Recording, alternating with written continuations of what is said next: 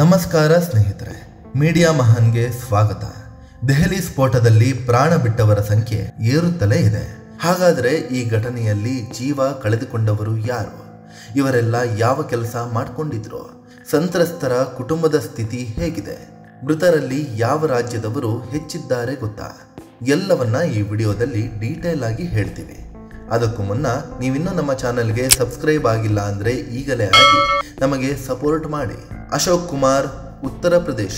ದೆಹಲಿ ಸ್ಫೋಟದ ಸಂತ್ರಸ್ತರಲ್ಲಿ ಒಬ್ಬರಾದ ಅಶೋಕ್ ಕುಮಾರ್ ಉತ್ತರ ಪ್ರದೇಶದ ಅಮ್ರೋಹಾ ಮೂಲದವರು. 8 ಜನರ ತುಂಬು ಕುಟುಂಬಕ್ಕೆ ಇವರೇ ಆಧಾರವಾಗಿದ್ರು. ದೆಹಲಿ ಟ್ರಾನ್ಸ್ಪೋರ್ಟ್ ಕಾರ್ಪೊರೇಷನ್ ನಲ್ಲಿ ಕೆಲಸ ಮಾಡ್ತಿದ್ರು. 35 ವರ್ಷದ ಅಶೋಕ್ ಕುಮಾರ್ಗೆ 4 ಮಕ್ಕಳಿದ್ದು ಪತ್ನಿ ಜೊತೆ ದೆಹಲಿಯಲ್ಲಿ ವಾಸವಾಗಿದ್ರು. ಹಗಲು ಬಸ್ ಕಂಡಕ್ಟರ್ ಆಗಿ ಕೆಲಸ ಮಾಡ್ತಿದ್ದ ಇವರು ರಾತ್ರಿ ಸೆಕ್ಯೂರಿಟಿ ಗಾರ್ಡ್ ಆಗಿ ಕೆಲಸಕ್ಕೆ ಇವರು ಘಟನೆ ವೇಳೆ ಡ್ಯೂಟಿಯಲ್ಲಿ ಇರಲಿಲ್ಲ. ತಮ್ಮ ಸ್ನೇಹಿತರೊಬ್ಬರ ಭೇಟಿಗೆ ಅಂತ ಹೋಗಿದ್ರು. ಆದ್ರೆ ಗ್ರಹಚಾರಕ್ಕೆ ಕಾರ್ ಸ್ಫೋಟದ ವೇಳೆ ಪಕ್ಕದಲ್ಲೇ ಇವರ ಬೈಕ್ ಕೂಡ ಇತ್ತು. ಹೀಗಾಗಿ ಸ್ಫೋಟದಲ್ಲಿ ಸ್ನೇಹಿತನ ಜೊತೆ ಜೀವ ಕಳೆದುಕೊಂಡಿದ್ದಾರೆ. 3 ಹೆಣ್ಣು ಮಕ್ಕಳು, ಓರ್ವ ಮಗ ಮತ್ತು ಪತ್ನಿಗೆ ದಿಕ್ಕೇ ತೋಚದಂತಾಗಿದೆ. ಲೋಕೇಶ್ ಅಗರ್ವಾಲ್, ಉತ್ತರ ಪ್ರದೇಶ. ಘಟನೆ ವೇಳೆ ಅಶೋಕ್ ಕುಮಾರ್ ಜೊತೆ ಇದ್ದ ಸ್ನೇಹಿತ ಬೇರೆ ಯಾರೂ ಅಲ್ಲ, ಈ ಲೋಕೇಶ್ ಅಗರ್ವಾಲ್. ಇವರು ಕೂಡ ಉತ್ತರ ಪ್ರದೇಶದ ಅಮ್ರೋಹಾದವರು. ದೆಹಲಿಯಲ್ಲಿ ನೆಲೆಸಿದ್ದ ಇವರು ವ್ಯಾಪಾರ ಮಾಡಿಕೊಂಡಿದ್ರು. 58 ವರ್ಷದ ಲೋಕೇಶ್ ಪತ್ನಿಯನ್ನ ಕಳ್ಕೊಂಡಿದ್ದು 3 ಮಕ್ಕಳನ್ನ ಬೆಳೆಸಿ ಗುರಿ ಮುಟ್ಟಿಸಿದ್ರು. ಒಂದೇ ಊರಿನವರಾಗಿದ್ದರಿಂದ ಅಶೋಕ್ ಮತ್ತು ಲೋಕೇಶ್ ಸ್ನೇಹಿತರಾಗಿದ್ರು. ದೆಹಲಿಯ ಬೇರೆ ಬೇರೆ ಏರಿಯಾದಲ್ಲಿ ವಾಸವಾಗಿದ್ರು. ನವೆಂಬರ್ 10ರಂದು ಲೋಕೇಶ್ ಗಂಗಾರಾಮ್ ಆಸ್ಪತ್ರೆಯಲ್ಲಿದ್ದ ತಮ್ಮ ಸಂಬಂಧಿಕರನ್ನ ನೋಡಲು ಬಂದಿದ್ರು. ಮನೆಗೆ ಹೊರಡೋ ಮುನ್ನ ಹತ್ತಿರದಲ್ಲೇ ವಾಸವಿದ್ದ ಸ್ನೇಹಿತ ಅಶೋಕ್ಗೆ ಕಾಲ್ ಮಾಡಿದ್ರು. ಕೂಡಲೇ ಆಸ್ಪತ್ರೆ ಬಳಿ ಬೈಕ್ ನಲ್ಲಿ ಬಂದ ಅಶೋಕ್ ಸ್ನೇಹಿತ ಲೋಕೇಶ್ ರನ್ನ ಪಿಕ್ ಮಾಡಿಕೊಂಡು ಹೊರಟಿದ್ರು. ಆದ್ರೆ ಕಾರು ಸ್ಫೋಟದಿಂದ ಬೈಕ್ ನಲ್ಲಿದ್ದ 2 ಸ್ನೇಹಿತರು ಜೀವ ಬಿಟ್ಟಿದ್ದಾರೆ. ಅಮರ್ ಕಟಾರಿಯಾ, ದೆಹಲಿ. 34 ವರ್ಷದ ಅಮರ್ ಕಟಾರಿಯಾ ದೆಹಲಿಯ ಶ್ರೀನಿವಾಸಪುರದ ನಿವಾಸಿ. ಚಾಂದಿನಿ ಚೌಕ್ ನಲ್ಲಿರುವ ಭಗೀರಥ್ ಪ್ಯಾಲೇಸ್ ನಲ್ಲಿ ಒಂದು ಫಾರ್ಮಾ ಶಾಪ್ ಹೊಂದಿದ್ರು. ಇದು ಕೆಂಪುಕೋಟೆಯಿಂದ 6 ಕಿಲೋಮೀಟರ್ ದೂರದಲ್ಲಿದೆ. ನವೆಂಬರ್ 10ರಂದು ಸಂಜೆ ಫಾರ್ಮಸಿಯನ್ನ ಬೇಗನೆ ಕ್ಲೋಸ್ ಮಾಡಿದ ಅಮರ್ ಕಟಾರಿಯಾ ಮನೆ ಕಡೆ ಹೊರಟಿದ್ರು. ಈ ವೇಳೆ ದುರಂತ ಸಂಭವಿಸಿದೆ. ಬೇಗನೆ ಬರ್ತೀನಿ ಅಂದಿದ್ದ ಮಗ ಇನ್ನೂ ಬಂದಿಲ್ಲ ಅಂತ ತಂದೆ ಕಾಲ್ ಮಾಡಿದ್ರು. ಆದ್ರೆ ಅಮರ್ ಕಾಲ್ ರಿಸೀವ್ ಮಾಡ್ಲಿಲ್ಲ. ಬದಲಿಗೆ ಬೇರೆಯವರು ರಿಸೀವ್ ಮಾಡಿ ಹೀಗೀಗೆ ಆಗಿದೆ ಅಂತ ಮಾಹಿತಿ ಕೊಟ್ರು. ಸ್ಫೋಟದ ತೀವ್ರತೆಗೆ ಅವರ ದೇಹ ಫುಲ್ ಪುಡಿ ಪುಡಿಯಾಗಿ ಹೋಗಿತ್ತು. ಆದ್ರೆ ಅಮರ್ ತೋಳಿನಲ್ಲಿ mom my first love, dad my strength ಅನ್ನೋ ಒಂದು ಟ್ಯಾಟೂ ಇತ್ತು. ಇದರಿಂದಲೇ ಅವರನ್ನ ಗುರುತು ಹಿಡಿಯಲಾಯಿತು. ಜೊತೆಗೆ ಚೈನ್, ಉಂಗುರ, ಇಯರಿಂಗ್ ಕೂಡ ಗುರುತು ಹಿಡಿಯಲು ನೆರವಾಯಿತು. ಅಮರ್ ಕಟಾರಿಯಾಗೆ ಮದುವೆಯಾಗಿದ್ದು 3 ವರ್ಷದ ಮಗ ಕೂಡ ಇದ್ದಾನೆ. ಮೊಹಮ್ಮದ್ ಜುಮ್ಮನ್, ದೆಹಲಿ. ದೆಹಲಿಯ ಶಾಸ್ತ್ರಿ ಪಾರ್ಕ್ ನಲ್ಲಿ ವಾಸವಾಗಿದ್ದ ಜುಮ್ಮನ್ಗೆ 35 ವರ್ಷ ವಯಸ್ಸಾಗಿತ್ತು. ಪತ್ನಿ ತನುಜಾ ಅಂಗವಿಕಲೆಯಾಗಿದ್ದು ಸರಿಯಾಗಿ ನಡೆಯೋದಕ್ಕೂ ಆಗುವುದಿಲ್ಲ. ಪ್ರತಿಯೊಂದಕ್ಕೂ ಗಂಡನೇ ಹೆಲ್ಪ್ ಮಾಡಬೇಕಿತ್ತು. ದಂಪತಿಗೆ 2 ಗಂಡು ಮತ್ತು ಓರ್ವ ಹೆಣ್ಣು ಮಕ್ಕಳಿದ್ದು ಇನ್ನು ಪ್ರೈಮರಿ ಓದ್ತಿದ್ದಾರೆ. ಮೊಹಮ್ಮದ್ ಜುಮ್ಮನ್ ಎಲೆಕ್ಟ್ರಾನಿಕ್ ರಿಕ್ಷಾ ಓಡಿಸಿಕೊಂಡು ಕುಟುಂಬಕ್ಕೆ ಆಧಾರವಾಗಿದ್ರು. ಆದರೆ ನವೆಂಬರ್ 10ರಂದು ಜುಮ್ಮನ್ ಕೆಲಸಕ್ಕೆ ಹೋದವರು ಮನೆಗೆ ಬಂದಿರಲಿಲ್ಲ. ಹೀಗಾಗಿ ಕುಟುಂಬಸ್ಥರು ನಿರಂತರವಾಗಿ ಹುಡುಕಾಟ ನಡೆಸಿದ್ರು. ಆಗ ಕಾರ್ ಸ್ಫೋಟದಲ್ಲಿ ಜುಮ್ಮನ್ ವಿಧಿವಶರಾಗಿರೋದು ಗೊತ್ತಾಗಿದೆ. ಆಸ್ಪತ್ರೆಗೆ ಹೋಗಿ ನೋಡಿದ್ರೆ ಶವಾಗಾರದಲ್ಲಿ ಜುಮ್ಮನ್ ಮೃತದೇಹ ಇತ್ತು. ಗುರುತು ಪತ್ತೆ ಹಚ್ಚಲು ಕೂಡ ಸಾಧ್ಯವಾಗದಷ್ಟು ದೇಹ ಪುಡಿಯಾಗಿತ್ತು. ಕೊನೆಗೆ ಕುಟುಂಬಸ್ಥರು ಜುಮ್ಮನ್ ಧರಿಸಿದ್ದ ಟೀ ಶರ್ಟ್ ನಿಂದ ಗುರುತು ಹಿಡಿದಿದ್ದಾರೆ. ನೌಮನ್ ಅನ್ಸಾರಿ, ಉತ್ತರ ಪ್ರದೇಶ. 23 ವರ್ಷದ ನೌಮನ್ ಅನ್ಸಾರಿ ಉತ್ತರ ಪ್ರದೇಶದ ಶಾಮ್ಲಿ ಮೂಲದವರು.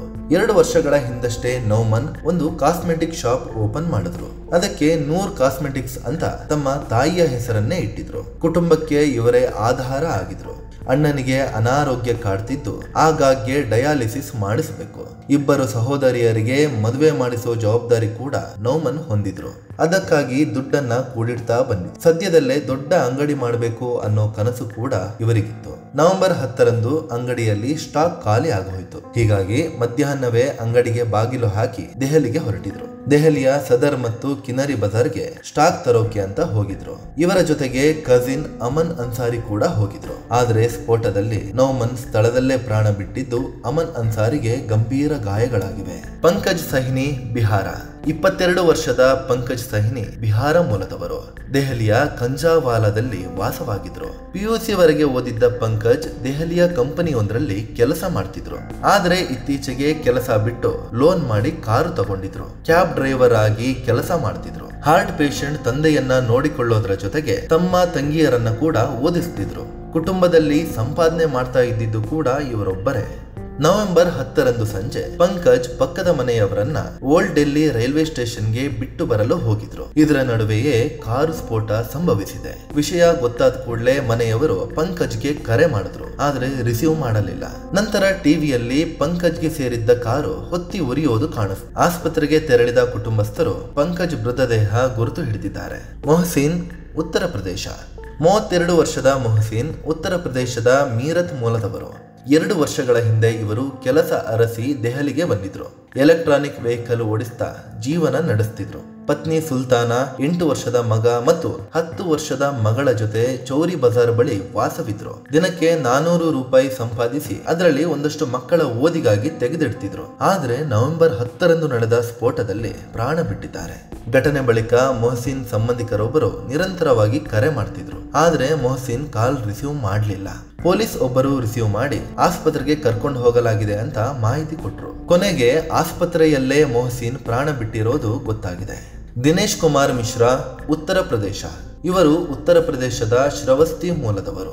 ಕೆಲವೇ ದಿನಗಳ ಹಿಂದೆ ಊರಿಗೆ ಹೋಗಿ ಕುಟುಂಬದ ಜೊತೆಗೆ ದೀಪಾವಳಿ ಆಚರಿಸಿಕೊಂಡು ಬಂದಿದ್ರು. 32 ವರ್ಷದ ದಿನೇಶ್ ಕುಮಾರ್ಗೆ ಮದುವೆಯಾಗಿದ್ದು 2 ಹೆಣ್ಣು ಮಕ್ಕಳು ಮತ್ತು ಓರ್ವ ಮಗ ಇದ್ದಾನೆ. ದೆಹಲಿಯ ಚಾಂದಿನಿ ಚೌಕ್ನಲ್ಲಿದ್ದ ಪ್ರಿಂಟಿಂಗ್ ಪ್ರೆಸ್ನಲ್ಲಿ ದಿನೇಶ್ ಕುಮಾರ್ ಮಿಶ್ರಾ ಕೆಲಸ ಮಾಡಿಕೊಂಡಿದ್ರು. ದೆಹಲಿಯಲ್ಲಿ ಸಣ್ಣದೊಂದು ರೂಮ್ನಲ್ಲಿ ಒಬ್ಬರೇ ವಾಸವಿದ್ರು.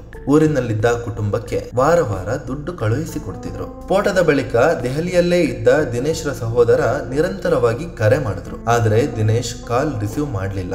ನಂತರ ಚಾಂದಿನಿ ಚೌಕ್ಗೆ ಹೋಗಿ ವಿಚಾರಿಸಿದಾಗ ದಿನೇಶ್ ಕುಮಾರ್ ಆಸ್ಪತ್ರೆಯ ಶವಾಗಾರದಲ್ಲಿರೋದು ಗೊತ್ತಾಗಿದೆ. ಫ್ರೆಂಡ್ಸ್, ಇದು ದೆಹಲಿ ಸ್ಫೋಟದಲ್ಲಿ ಜೀವ ಬಿಟ್ಟವರ ದುರಂತ ಕಥೆಗಳನ್ನ ನಿಮ್ಮ ಮುಂದಿಡುವ ಪ್ರಯತ್ನ. ಇನ್ನೊಂದಷ್ಟು ಮಂದಿಯ ಗುರುತು ಇನ್ನೂ ಪತ್ತೆಯಾಗಿಲ್ಲ. ಒಟ್ನಲ್ಲಿ ಉಗ್ರ ಪಿಪಾಸುಗಳ ರಕ್ತದಾಹಕ್ಕೆ ಹಲವು ಕುಟುಂಬಗಳು ಅನಾಥವಾಗಿವೆ, ಆಧಾರ ಕಳ್ಕೊಂಡಿವೆ. ಮೃತರ ಆತ್ಮಕ್ಕೆ ಶಾಂತಿ ಸಿಗಲಿ, ಅವರ ಸಾವಿಗೆ ನ್ಯಾಯ ಸಿಗಲಿ ಅಂತ ದೇವರಲ್ಲಿ ಪ್ರಾರ್ಥಿಸೋಣ. ಧನ್ಯವಾದ.